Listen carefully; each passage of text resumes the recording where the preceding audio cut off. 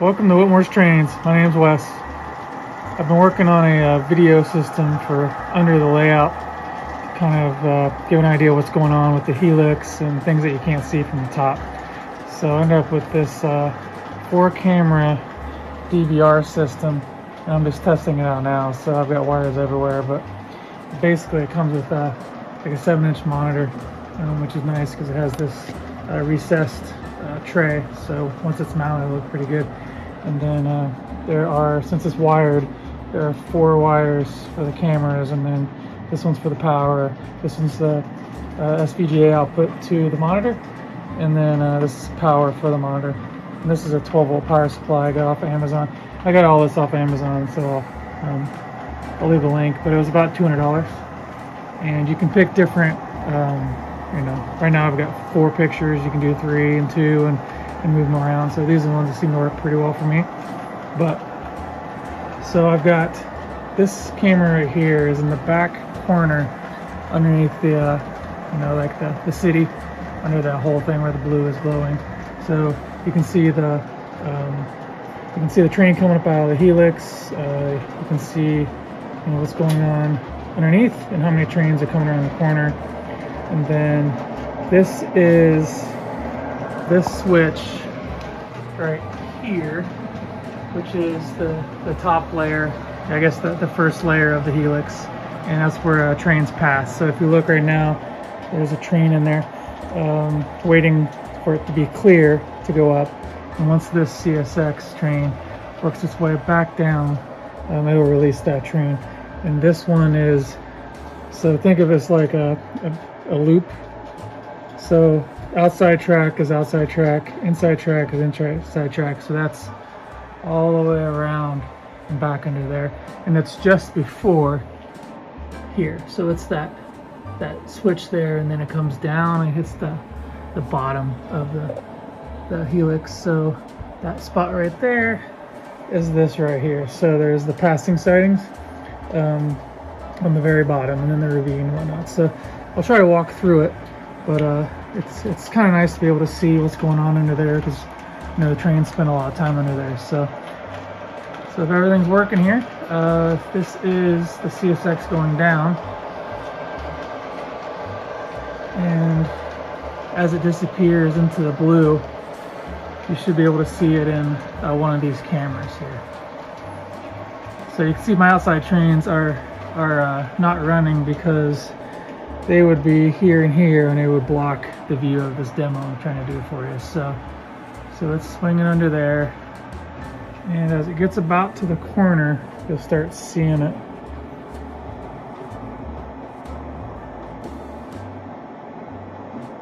So there it is, popping around there. And then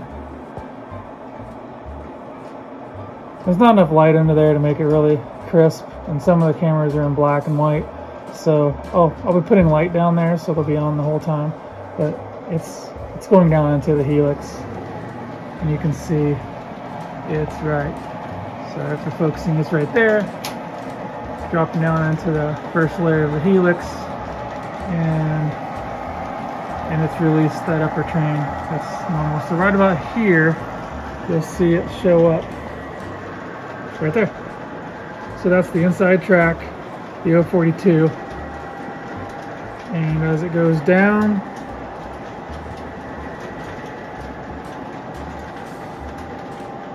you should see it pop around the corner and be on the inside track there. Here it comes around.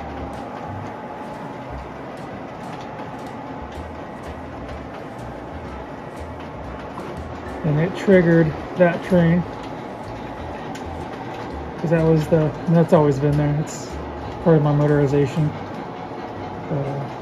So as it drops down there, you can see it's going to be right here. Not focusing well today, but I'm going to drop down into there, and that right there is right here.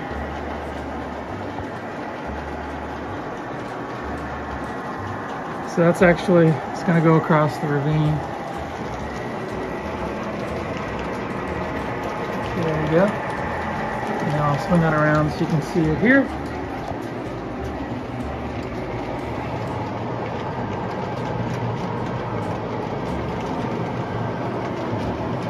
So that's the 054 loop. I'm going to work its way up this ramp.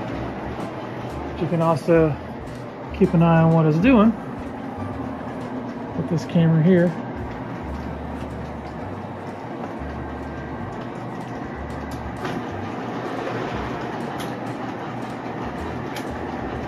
And then it'll pop out here. And once this is finished, I won't be able to show you in there. So that's where the camera will come into play. Alright, so this train's eventually going to go to where that steam was. So it's going to go to the inside.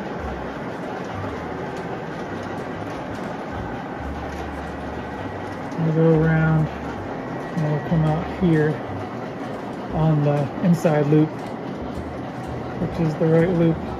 And it'll sit there and wait for the Army train to come by and release it, and that's pretty much a full cycle. So you'll see it come around and stop, and that's that track section where it drops down to 6 volts and just sits there waiting and idling. So that's not going to do anything at all for a while. So then this train's already come up and went around the city. It's headed back down.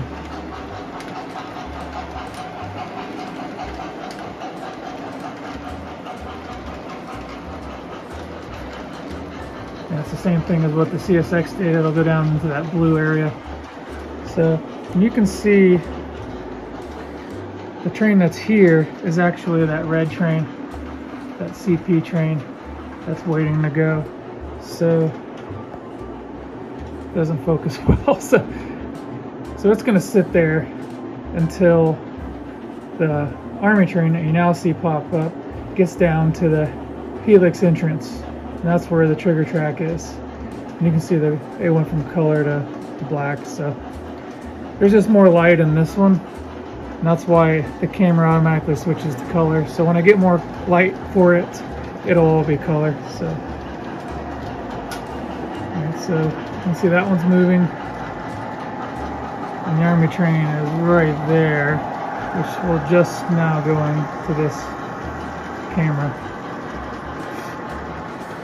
So it's on the 054 outer loop, and this is going to go around the CSX, which is on the 042 inner loop.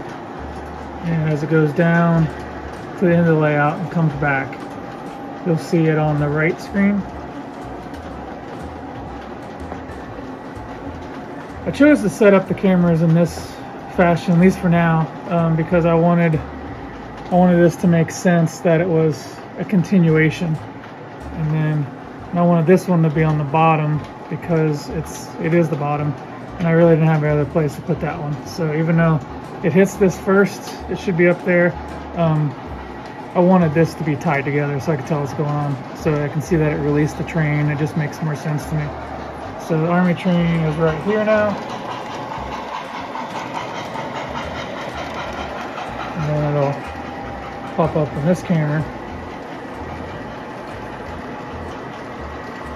Once I get the control panel set up, I'll be able to, because of this, especially like in this one, because this is a loop, and then it has an inner 042, and I'll be able to park a train on the 042, but I'll be able to stop the 054 and then release the 042 all through the camera without having to, look into the ravine and find out where the train is. So that was one of the reasons for doing this.